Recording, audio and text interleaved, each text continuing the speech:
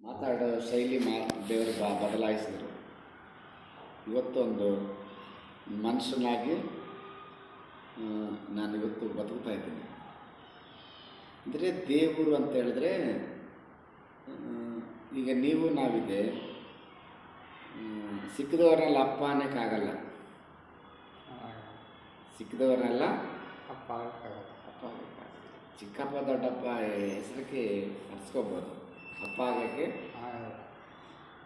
ದೇವರು ಅಂತ ಹೇಳಿದ್ರೆ ಆತನು ಮೊದಲನೇದು ಭೂತ ಭವಿಷ್ಯತ್ತು ವರ್ತಮಾನ ಕಾಲ ಅರ್ಥವರು ದೇವರು. ಭೂತ ಭವಿಷ್ಯತ್ತು ವರ್ತಮಾನ ಕಾಲ. ದೇವರು ಬೈಬಲಲ್ಲಿ ಭೂತ ಭವಿಷ್ಯತ್ ವರ್ತಮಾನ ಕಾಲ 3 ಕಾಲ ಇತ್ತು ಬೈಬಲಲ್ಲಿ. ಮತ್ತು ದೇವರು ಅಂತ ಹೇಳಿದ್ರೆ ಆತನು ಸರ್ವಾಂತರ್ಯಾಮಿ, ಆತನೆಲ್ಲ ಕಡೆ ಇದ್ದಾನೆ, ಆತನು ಎಲ್ಲ ಕಡೆ. ದೇವರು ಆತನ ನೇಚರ್ ಪ್ರೀತಿ ಸ್ವರೂಪ. ದೇವರು ಪ್ರೀತಿ ಸ್ವರೂಪ.